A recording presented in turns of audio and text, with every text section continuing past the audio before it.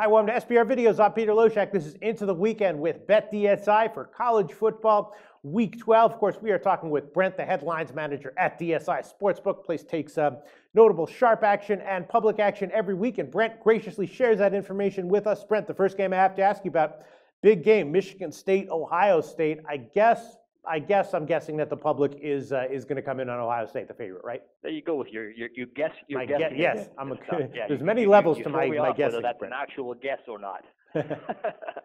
Actually, my wager count right now favors Michigan State. I have taken more bets on Michigan State, almost like 3-1 in favor of Michigan State there. But I do have what we're going to call like some pseudo sharp money that came in on Ohio State minus the 13. So I do have more money on Ohio State. I've got about 3 times more wagers on Michigan State, and I mean the total's pretty much dead here. This is one of those weekends where it's interesting because with all the college basketball and everything going on all week long, you got a lot of people who are tying out their bankroll into games that are going during the week. You know, grinding out before they fire on the weekend. So we're at the point in the season where we expect to see a lot more action coming on the weekend as opposed to during the week. But this is a case where the 13 on Ohio State was what we're going to call respectable money, and public is mostly on Michigan State. So it's almost a sharp public split if the money that came on Ohio State was a little sharper. All right, and then I want to ask about Baylor and Oklahoma State. The sharp money faded Baylor last week. That was a very astute play by them, and they cashed. Baylor has 3 straight ATS losses. Is the sharp money that you've taken so far fading Baylor once again this week against Oklahoma State? This is one of those games where I don't have any sharp action on the side. I've got decent action in terms of the count, probably about 2-1, slightly favoring Oklahoma State, but the line really hasn't moved a whole lot. We're sitting at a pick right now. The line's been up and down in terms of there was some talk about the quarterback for Baylor who's kind of like bruised and beaten, but he's going to be in there. So this is a situation where it's interesting in that you got a home dog Oklahoma State with with like 10-0 or something like that. So it's like kind of one of those situations where you would think they should be favored, but I mean their defense has been kind of like bend but don't break, and obviously that that Baylor can put up a whole lot of points. It's interesting. I mean, this seems to be a regular theme that I'm getting sharp money on the under in Baylor games, and it's almost like I'm trying to sell you on a pick because I need the bets to come under. But I did take some respectable money on the under 81 on the total of this game. We've been beaten down to almost like down to 77.5 around there right now. So that total has moved quite a lot, 3.5, almost 4 points on the under, and that's because of the respectable action that we did take. The count actually favors the under just slightly, which is surprising. So side, I don't really have any sharp action to speak of as yet, Peter. Again, we're sitting at Baylor a pick at Oklahoma State. Total now is 77.5. The sharp action that I did take was under 81 though. Okay, and then as we know, Oregon in their heyday was just a massive public favored side week in and week out. Often the public would cash with them. Oregon has now covered, though, 4 in a row. They're starting to bring up their level of play. I'm wondering if the public is now starting to bet Oregon, in a similar way that they used to. On the other hand, they're playing USC this week, which is also a team that tends to take public action as well. What can you tell us about the action for USC-Oregon, Brent? Well, you basically just painted the picture yourself there, Peter. It's pretty much balanced.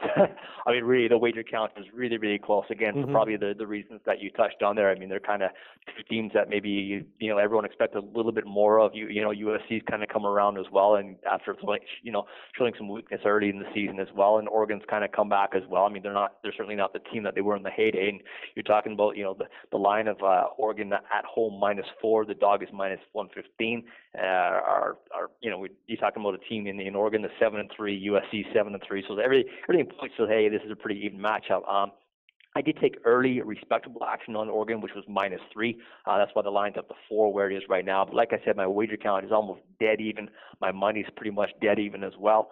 You can expect my count to slightly favor the over, which it does, but my money's almost dead even. So I've taken a couple decent bets on the under, but again, that's offset by public money on the over.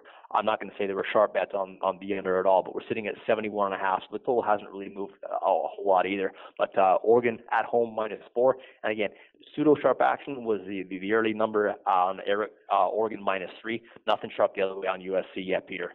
All right, Brandon, interesting time of year. A lot of the public action is now coming later in the week. What can you tell us about other notable action that you've seen for college football week 12, Brent? Well, the sharper plays that I do have this week are are quite strong. Like everyone I'm going to touch on today is plays where I've had more than one sharp guy I taking the side that I'm going to touch on. We're going to start with Virginia Tech.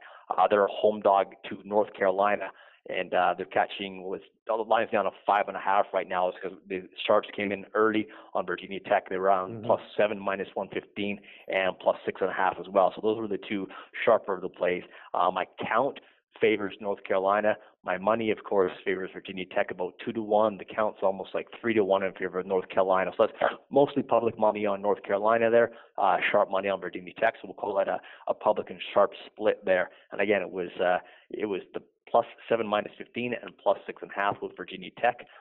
Penn State is another team that's getting some support here from the sharp guys at +5.5 and +5. They are at home to Michigan. Line is down to 3 now. So Michigan's a road favorite, 3.5 points right now, and Penn State +5 and 5.5 were the sharp bets. Count is pretty much dead even there, but my money's way one side in terms of Penn State there.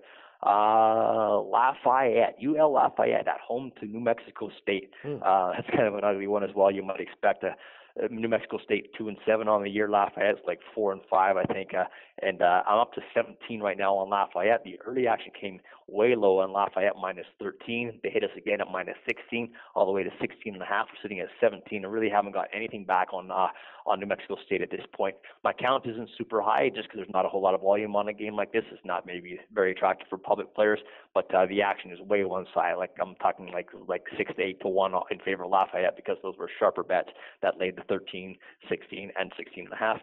And one total for you this week. I have Rice at Texas San Antonio. Texas San Antonio is a 3-point favorite at home. The total is now 57.5. I took sharp action. The sharpest of the stuff came in at under 62.5 and under 61. I've got like almost nothing on the over there, so we're down at 57.5. We've moved almost like 5 points on the total. Sharp action drove that. So Virginia Tech, the best number was +7 -15. Penn State, the 5.5. Lafayette laying 13, 16, even up to 16.5, and the Rice Texas San Antonio under 61.5 and 62 there, Peter. Awesome info, Brent. As always, we will talk to you tomorrow for NFL Week 11.